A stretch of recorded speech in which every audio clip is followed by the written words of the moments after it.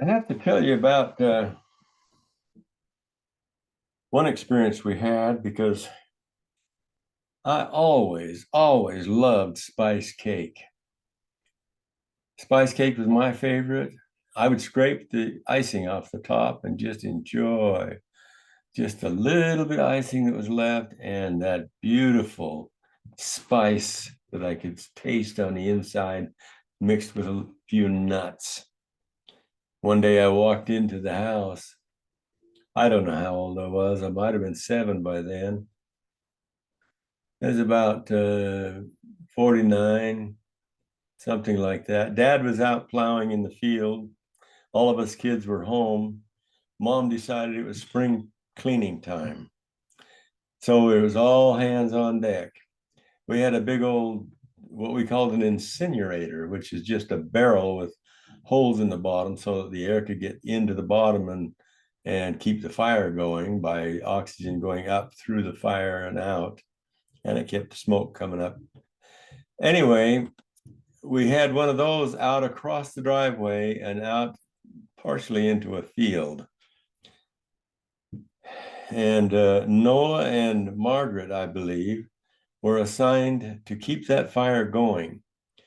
The rest of the kids were in the house, working on a room. Anything they got that was not of any value, they would clear it through mom by saying, "Is this any good?" And she'd say yes or no.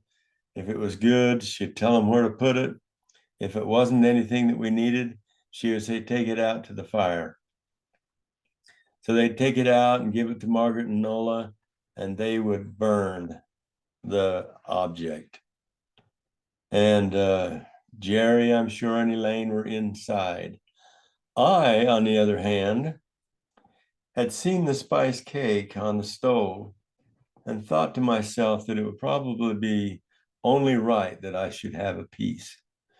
And so I quickly, because there was no one in the kitchen at the time, cut me a nice sizable piece of that stuff and went upstairs very quickly and very softly and laid on the cot right under the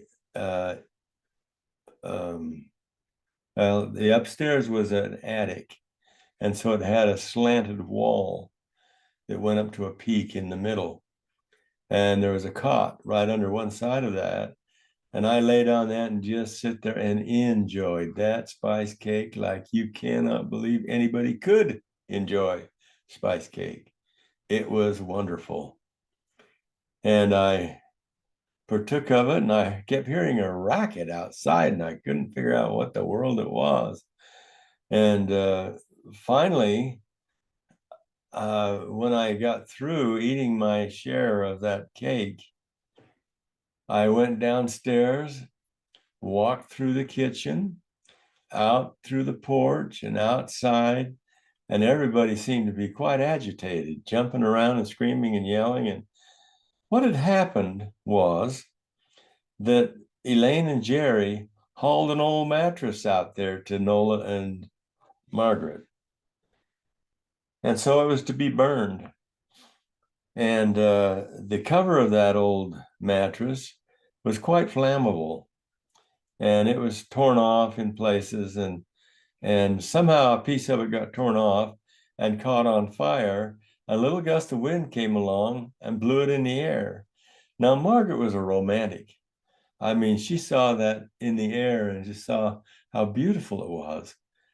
And it wafted around and raised and lowered, and it was on fire.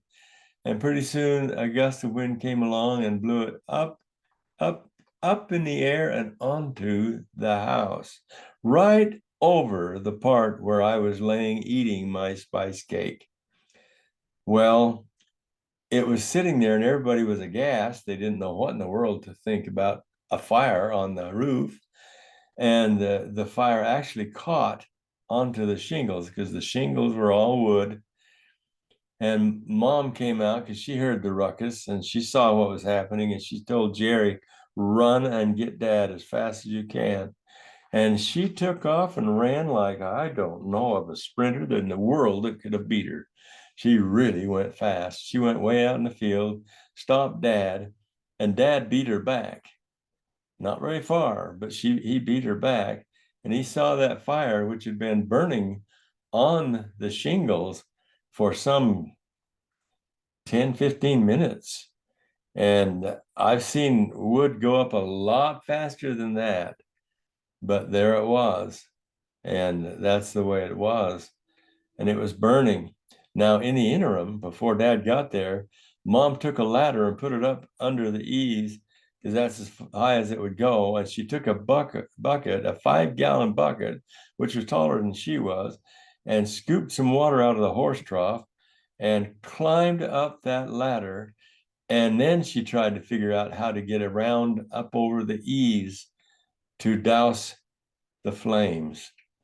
She was in that position when Dad showed up.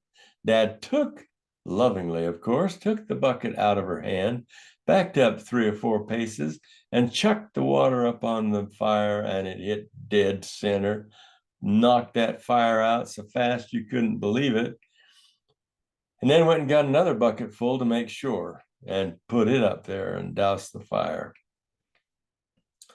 Then I remember him going over, walking up to my mother, who looked like a treed bobcat.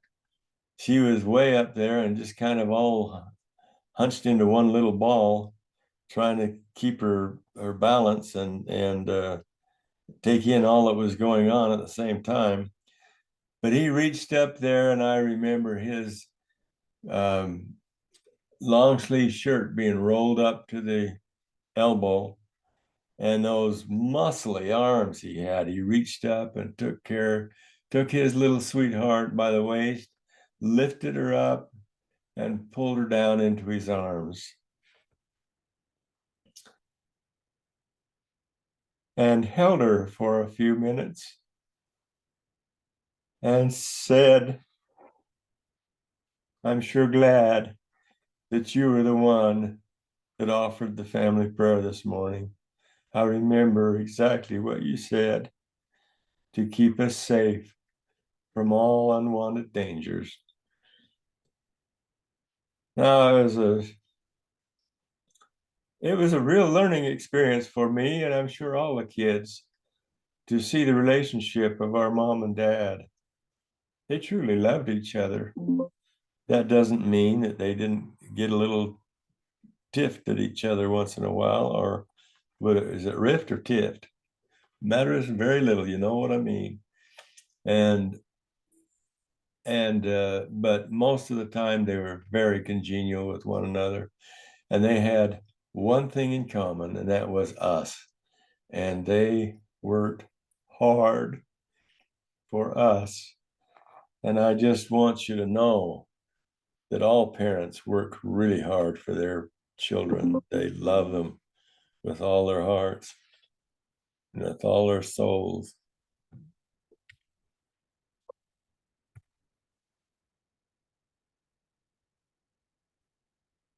It's not shoe soles.